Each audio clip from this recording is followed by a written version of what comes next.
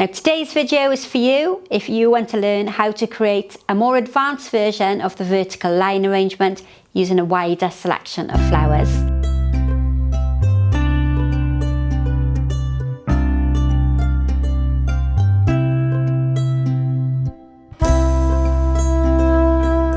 Good afternoon and welcome back to today's tutorial. Today should be Sunday when I do a normal tutorial video, but today I'm going to do a back to basic video because I didn't do it on Tuesday of this week. And if you haven't seen Tuesday's video, I did an arrangement for a memorial for Remembrance Day on today, Sunday, which is Remembrance Day. So I'm going to look today at one of the back to basics designs. We've looked a couple of times on a Tuesday at a line arrangement, and I've always done it with a basic selection of roses and foliage. So I'm almost going to upscale it today and follow those same guidelines, but create a design with more flowers and more foliages in it. So you can almost go from that really basic design to this next step to get a more interesting arrangement. And I'm going to be using a much taller container, so it's going to teach you how to get the correct proportions when you've got a taller container. And the arrangement itself is almost going to replicate the shape of my vase. So I've got quite an earthy coloured container. It's cream on the top, a little bit of a darker beige on the bottom, and I've tried to connect with the colours in the base as best I can. And I'll talk you through the flowers as I go. Now, if you are using a tall container, there's gravel in the bottom of that. I was first of all going to tell you about your floral foam, but I'll tell you about the gravel first. Some containers are quite lightweight, so it's sometimes a good idea to fill the base with some gravel or some sand because it adds a bit of extra weight and prevents the design becoming unbalanced. When you're working with a tall container, particularly if you're a beginner, there's a tendency to face all the flowers forward, which can sometimes encourage the container to tip forward. But what I intended on saying was, if you're using a tall container like this and you put in floral foam straight into this container, you need to make sure that the water is always touching the floral foam. Otherwise, the floral foam itself is going to dehydrate and then your flowers are going to die prematurely. So what I quite like to do in this situation is use almost like an inner container. This one fits comfortably inside the neck of the vase, and then when I want to keep it watered, I've only got to make sure that there's water in this part here. I haven't got to worry about filling the whole container with water. Most of the flowers that I've got today are going to be going upright, so I don't need too much floral foam on the sides, but I do need a deep enough piece of foam to accommodate my upright stems. So that's going to work quite well.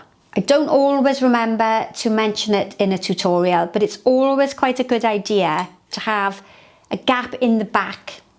Can be in the front, but it's easier in the back, just so that when you do want to water it, you've got an area where you can fill with water. And what quite a lot of florists do, and if I'm doing this as an order for a customer, I use an apple corer, so I push an apple corer down here. But for some reason, I always forget to mention this in a tutorial. If you cut a little channel there out of the floral foam, it allows more room for you to water it, and you can get a jug in there to hydrate it. It's much easier than trying to hydrate the top of the foam. It works much better down there. All right, that's enough of the preparation work. Now, it's a front-facing floral design, so I don't need to put flowers all the way around, but I do need to balance the arrangement off by putting some actual flower weight at the back. That's important. Now, traditionally, to get our proportions right, we go 1.5 to twice the height of the container. And I have these lovely pussy willows, which have actually come from a supermarket. And if I estimate what twice the height is, I'm probably going to be about that tall. So I'm going to create a really slim line arrangement with the flowers not a great deal wider than the top of my vase. Now that was possibly out of camera shot, so I've just lowered my vase and my turntable down, but I've gone slightly off centre with my nice tall pussy willows. And I'm going to make a cluster of those together. I think I'm going to use 3. I think there were 6 in the packet. Now these are from a supermarket and they do last for ages. So if you want to invest in a pack, you can use them in all sorts of designs all throughout the year. They do dry quite nicely, so they're quite good value for money. So I'm slightly to the left of the middle of the foam. If I just run that down there, I'm slightly to the left. It's because I've got a taller line material to go next to it. So I'm going to do almost like 2 groups of flowers, but that's created the height. Double the height of my container, and I'm going to replicate that shape on top to create a really lovely design. Now this is a great arrangement for in a narrow position. It would look good in a narrow windowsill or on a reception desk somewhere, rather than in the centre of a table, because it's going to only be seen from one side. And then to pick up the creamy tones of the base, I'm going to start by placing some of my stock, and I'm going quite tall and quite straight. And if we look in the camera, you see that I'm quite close to the back of the foam. I am going to put a little bit of greenery in there as well, but I don't want to step too far forward in the foam because you'll run out of space too quickly. So start 2/3 of the way back. If you're using stock, I would suggest removing quite a lot of the greenery. But this is a line material, so this is a line flower, and that is going to create visual movement that's going to bring your eye down to the focal point. And what I'm going to do is put 3 in a really close cluster, similar to a parallel arrangement if you've learnt parallel designs, but we're going to have a group or a cluster of those quite close together, remembering that I don't want to extend outside the width of my container so that it stays in proportion to the container itself. And then next of all, I'm going to put in some of these fantastic yellow roses. Now I think I've already mentioned these are supermarket flowers, but you could use florist grade flowers. Now I don't like removing all of the leaves because I think the rose looks naked, but if you feel that they're untidy or they're marked in any way, you can remove them all, and if necessary take off the guard petals. That will encourage the rose to open and get rid of the unsightly guard petals, because sometimes they can look a little scruffy too.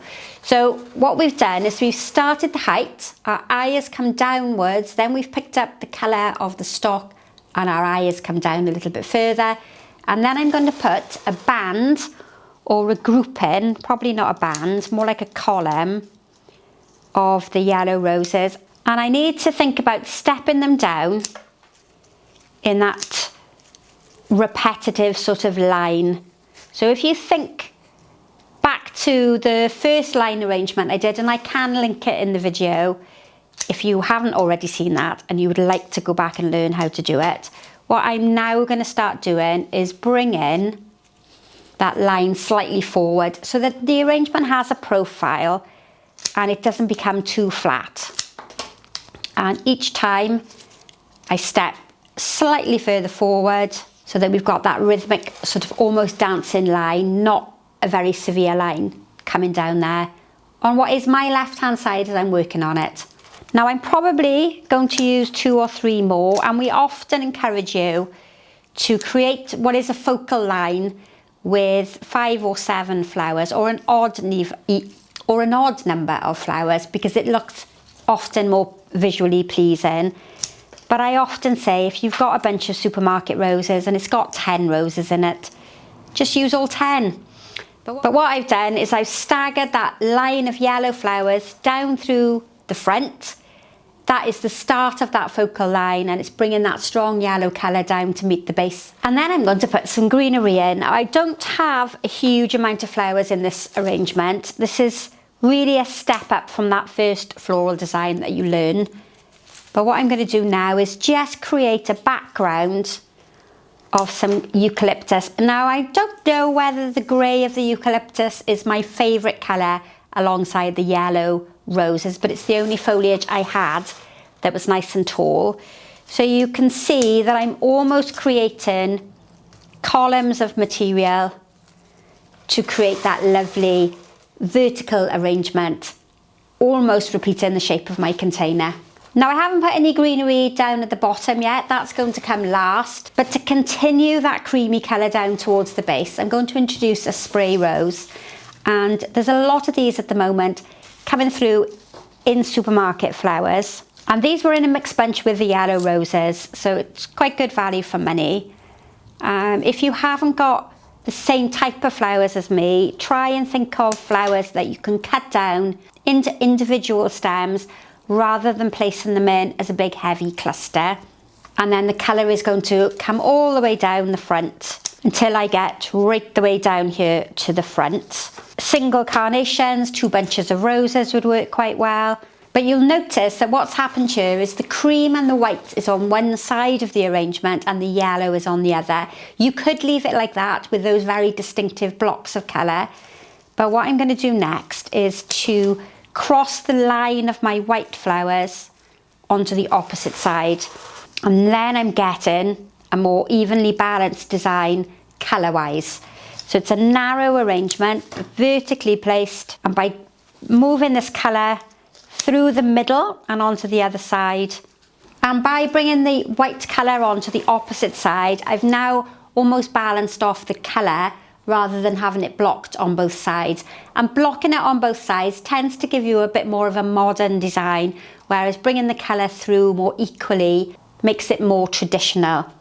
Now I'm going to add in some greenery, and I've got these lovely big flat Fat's Hedera leaves. So this is a cross between the very large Fatsia and the common ivy, and these are going to act as like base weight. It finishes off the design neatly at the bottom, helps to cover my floral foam, and it helps to finish off and hide my mechanics underneath, so you can't see where the foam is meeting the container.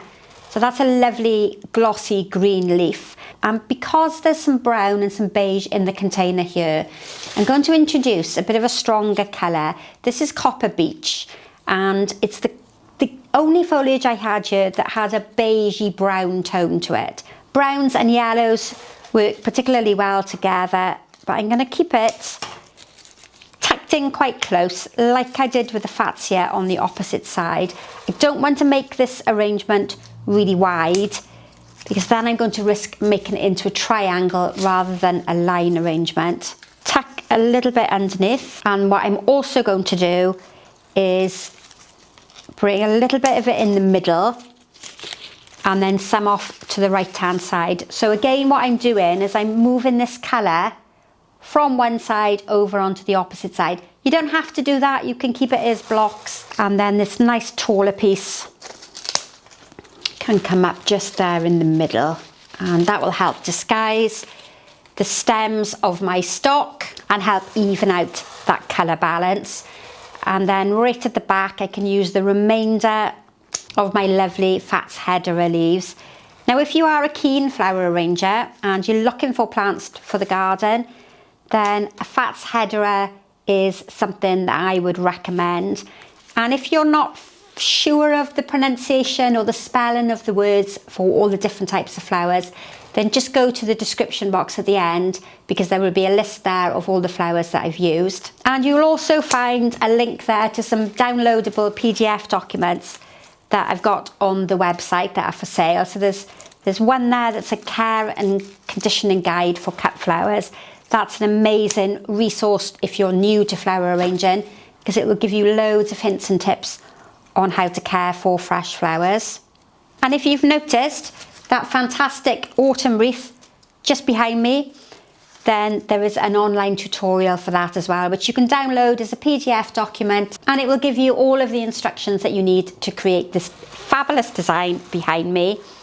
And then my final foliage to go in here is going to be some trailing ivy. I love the colour on this, and I thought it would look great just trailing down over the front, because it's going to help elongate the arrangement. It's going to slightly disguise that container. It's not too visually heavy, and it's also going to give me a nice colour link with the flowers on the top. And that's a nice, quick and simple design for a Sunday afternoon. And don't forget to subscribe to the channel, hit that notification bell to be told every time I upload a new tutorial. Like and share, let me know where you're watching from, and I look forward to seeing you for the next tutorial very soon. So bye for now.